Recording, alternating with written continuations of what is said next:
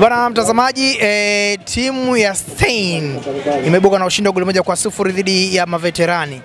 Vijana wamekimbia sana, wamewachosha sana wazee. Leo kwa mara ya kwanza kijiji kimetawaliwa na vijana ukiwa wazee wapo.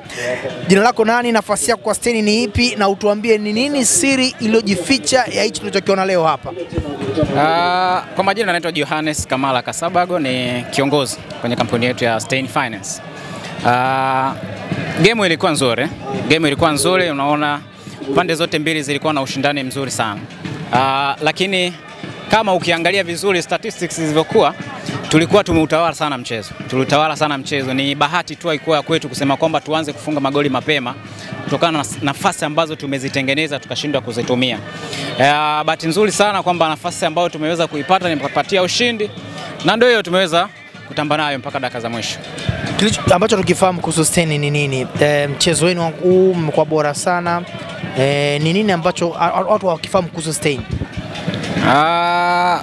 Stein kama timu au kama timu?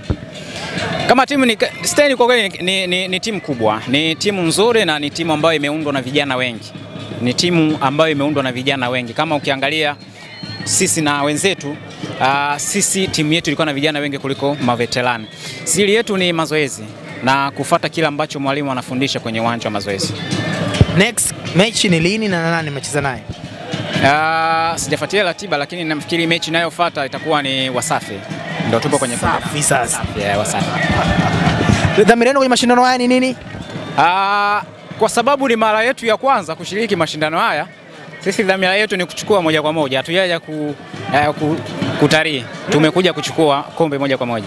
Unaonekana kijana mdogo na una nafasi ya juu kwenye klabu yako. Tarehe 8 tuna mechi ya Simba na Yanga. Kwako unatazama nini kwa wakubwa wawili?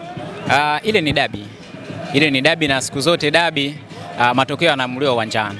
Mimi kama shabiki wa Yanga kindaki ile game tunaenda kushinda, lakini hatuwezi kwenda tunasema tunaenda na matokeo yetu uwanjani. Kitakachotokea uwanjani ndio kile ambacho tutakibeba, lakini na imani na timu yangu kwamba tunaenda kushinda. Bwana, shukrani sana kwa mazungumzo na wewe. Nashukuru sana. Pongezi sana mchezaji alifunga goli leo. Asante sana.